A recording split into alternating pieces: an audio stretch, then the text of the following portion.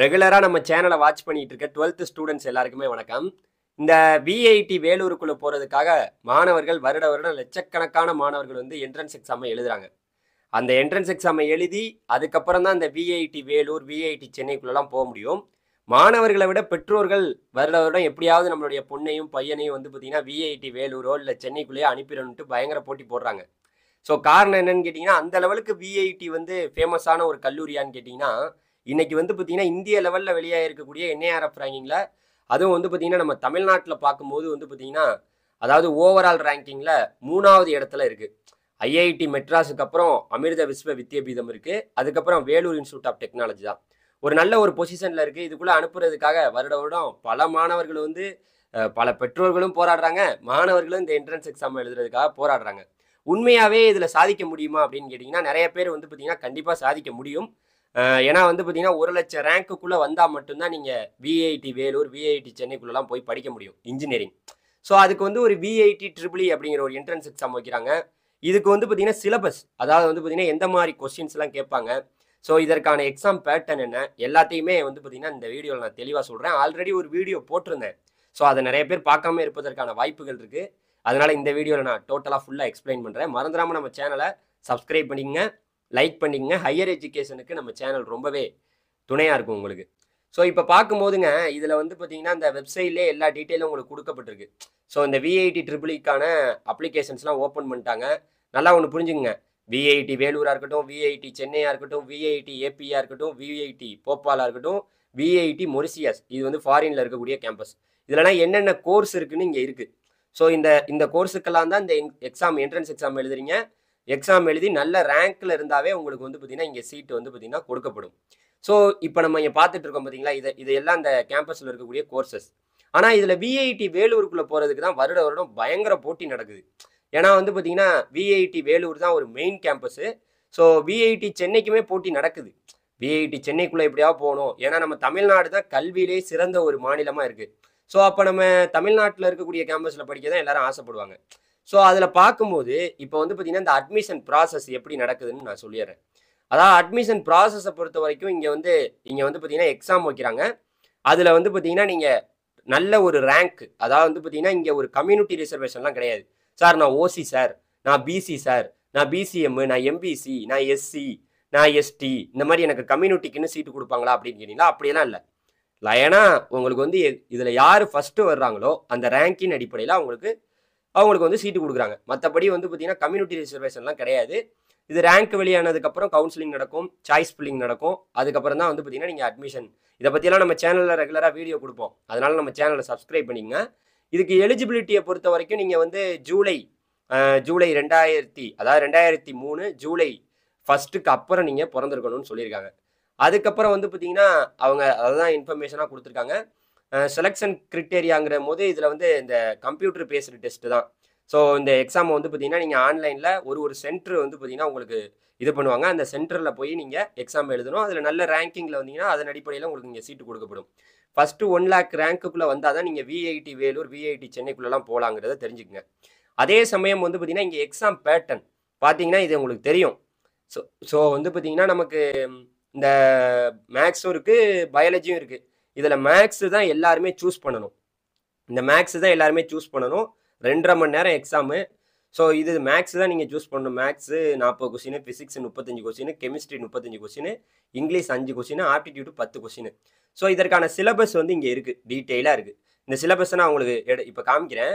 அதுக்கு முன்னாடி நீங்கள் யாராவது அப்ளை பண்ணாமல் இருந்தீங்கன்னா மறந்துடாமல் அப்ளை பண்ணுங்கள். வேலூர், சென்னை, விஐடி ஏபி, அப்புறம் வந்து பார்த்தீங்கன்னா இப்போ போபால், அதுக்கடுத்து மொரிசியஸ். ஆனால் இதில் இந்த கேம்பஸ்லலாம் இந்த வேலூர்லேயும் சென்னைக்குள்ளேயும் போகிறதுக்கு தான் வருஷம் போட்டி, பயங்கர போட்டி. ஸோ இதில் இப்போ இந்த டேட்டெல்லாம் கொடுத்துருக்காங்க பாருங்கள். மார்ச் 31 நீங்கள் அப்ளை பண்ணியே ஆகணும். அப்ளை பண்ணாமல் விட்டிங்கன்னா அதுக்கப்புறம் நீங்கள் எது பண்ணாலும் இதுக்குள்ளே போக முடியாது. நீங்கள் லட்சக்கணக்கில் கோடிக்கணக்கில் பணம் இருக்குது சார், ஆனால் நான் உள்ளே போகலாமான்னு கேட்டிங்கன்னா போக முடியாது. இந்த என்ட்ரன்ஸ் எக்ஸாமை எழுதி தான் நீங்கள் உள்ளே போகலாம். ஓகேவா?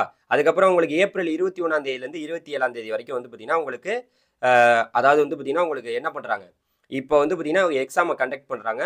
ஏப்ரல் 30 உங்களுக்கு ரிசல்ட் வெளியாகுது. மே மாதம் உங்களுக்கு கவுன்சிலிங் நடக்க போகுது. இப்போ இதுக்கான இந்த சிலபஸ், அதாவது வந்து சிலபஸ் இங்கே கொடுக்கப்பட்டிருக்கு. இதற்கான சிலபஸை நான் உங்களுக்கு இப்போ காமிக்கிறேன் பாருங்கள். வேறு ஒன்றும் கிடையாது. இதில் கொடுத்துருக்காங்க பார்த்தீங்களா, டீட்டெயிலாக கொடுத்துருக்காங்க. அதாவது மேக்ஸு நீங்கள் பார்த்துக்குங்க. நீங்கள் ஆல்ரெடி படிச்சுட்டு இருப்பீங்க. உங்களுக்கு 12th இருக்கக்கூடிய அதே பேட்டர்ன், அதே கொஸ்டின் பேப்பர் தான் இங்கேயும் இருக்கும். நீங்கள் இதை பார்த்துட்டு இதனுடைய பிடிஎஃப் கூட நான் டிஸ்கிரிப்ஷனில் கொடுக்குறேன். ஸோ இதில் உள்ளது மாதிரி இருந்ததுன்னா, நீங்கள் உங்கள்கிட்ட புக் இருந்ததுன்னா இந்த டைட்டில்லாம் படித்து வச்சுக்கோங்க. மேட்ரிக்ஸஸ் அது and their applications, algebra of matrix. இது மாதிரி தான் நேற்று கூட நான் ஒரு வீடியோ போட்டிருந்தேன். ஸோ இது மாதிரி நம்ம நேற்று ஒரு வீடியோ போட்டிருந்தோம் ஜேஇ மெயின்ஸுக்கு. அங்கெல்லாம் எப்படி என்னென்ன சிலபஸ்லாம் இருக்கும் அப்படிங்கிறத பற்றிலாம் போட்டிருந்தோம். ஸோ அதே போல் இங்கே பாருங்களேன், மேட்ரிக்ஸை பற்றி தான் இதுலேயும் கேட்டிருக்காங்க. அதுக்கப்புறம் வந்து பார்த்தீங்கன்னா 2வது டாப்பிக்காக இதில் என்ன கொடுத்துருக்காங்க பாருங்க, ட்ரிக்னோமெட்ரி அண்டு காம்ப்ளெக்ஸ் நம்பர். அதை பற்றி உங்களுக்கு அதில் என்னென்னலாம் இருக்குது ட்ரிக்னோமெட்ரியில் அப்படிங்கிறத பற்றிலாம் கேட்டிருக்காங்க. ஸோ அடுத்த கொஸ்டின் வந்து பார்த்தீங்கன்னா உங்களுக்கு இங்கே பாருங்கள், அனலிட்டிக் ஜோமெட்ரி ஆஃப் 2 டைமென்ஷன்ஸ் அப்படிங்கிறத பற்றி அந்த டைட்டிலை பார்த்துக்குங்க. இதில் உள்ளதெல்லாம் நோட் பண்ணிக்கோங்க. ஸோ இதில் நோட் பண்ணிக்கிட்டிங்கன்னா இந்த டைட்டிலை வச்சு நீங்கள் படிச்சுக்கலாம். அடுத்து வெக்டர் அல்ஜிப்ரா, இது அங்கேயும் இருந்தது, ஜேஇ மெயின்ஸ்லையுமே இந்த இது இருந்தது. அடுத்து அனலிட்டிக்கல் ஜாமெட்ரி ஆஃப் 3 டைமென்ஷன்ஸ் அப்படிங்கிறத பற்றி உங்களுக்கு கேட்கப்படலான்னு சொல்லியிருக்காங்க. அடுத்து டிஃப்ரென்ஷியல் கால்குலஸை பற்றி உங்களுக்கு தெரியும், நம்ம அங்கேயும் நேற்று பார்த்தோம் ஜேஇ மெயின்ஸ்லையும். அடுத்து integral calculus and it's applications, இந்த டைட்டிலை பார்த்துங்க, நோட் பண்ணிக்கோங்க. அடுத்து டிஃப்ரென்ஷியல் ஈக்குவேஷன்ஸ், அடுத்து ப்ராபபிலிட்டி அண்டு டிஸ்ட்ரிபியூஷன்ஸ், அடுத்து வந்து பார்த்தீங்கன்னா டிஸ்க்ரீட் மேத்தமெட்டிக்ஸு. அவ்வளோதான். இதுதான் வந்து பார்த்தீங்கன்னா மேக்ஸில் கேட்க போகிற டைட்டிலு. இது சம்மந்தப்பட்ட இந்த டைட்டில் சம்மந்தப்பட்ட கொஸ்டின்ஸு, அதுக்கப்புறம் இதை வந்து நீங்கள் தியரியாக கூகுளில் சர்ச் பண்ணி கூட படிச்சுக்கலாம். படிச்சுக்கிட்டிங்கன்னா உங்களுக்கு ஈஸியாக இருக்கும். அடுத்து வந்து பார்த்தீங்கன்னா ஃபிசிக்ஸ்லேருந்து உங்களுக்கு கொஸ்டின் கேட்க போகிறாங்க. மேக்ஸ் தான் ரொம்ப முக்கியம்.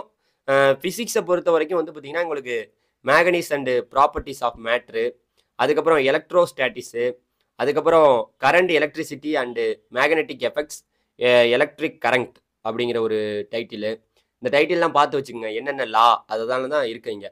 Electro magnetic induction and alternating current, இந்த டைட்டில் நோட் பண்ணிக்கோங்க. அடுத்து ஆப்டிக்ஸுங்கிறது அங்கேயுமே இருக்குது, ஜேஇலையும் இந்த டைட்டில் இருந்தது. அடுத்து வந்து பார்த்தீங்கன்னா dual nature of radiation, atomic nuclear physics அப்படிங்கிற டைட்டில் நோட் பண்ணிக்கோங்க.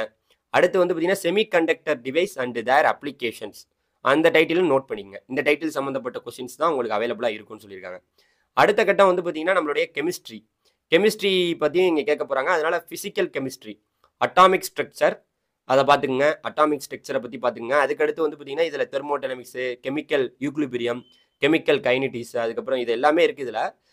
இதுதான் அங்கே இதுலேயும் ஜேஇலையும் இருந்துச்சு. இன்ஆர்கானிக் அண்டு மெட்டீரியல் கெமிஸ்ட்ரி, இதை பார்த்துக்குங்க. அதுக்கடுத்த கட்டமாக அனலிட்டிக்கல் கெமிஸ்ட்ரியை பற்றி பார்த்துக்குங்க. அடுத்து basic principle of organic chemistry, அதுக்கடுத்து வந்து properties and chemistry of functionalised organic compounds. அதுக்கடுத்து வந்து பார்த்தீங்கன்னா உங்களுக்கு இது சம்மந்தமாக இங்கே கொடுத்துருக்கு எல்லாமே. நான் கீழே இந்த பிடிஎஃப் கொடுக்குறேன், பார்த்துக்குங்க. ஆர்கானிக் நைட்ரஜன் காம்பவுண்ட்ஸ், அடுத்து பயோமாலிகுல்ஸ் அண்டு பாலிமர்ஸ் இந்த டைட்டில்ஸ் பார்த்துங்க. அதுக்கப்புறம் வந்து பார்த்தீங்கன்னா அவ்வளோதான், முடிஞ்சு போச்சு. நீங்கள் வேறு ஏதாவதுனா இதில் இருக்குது.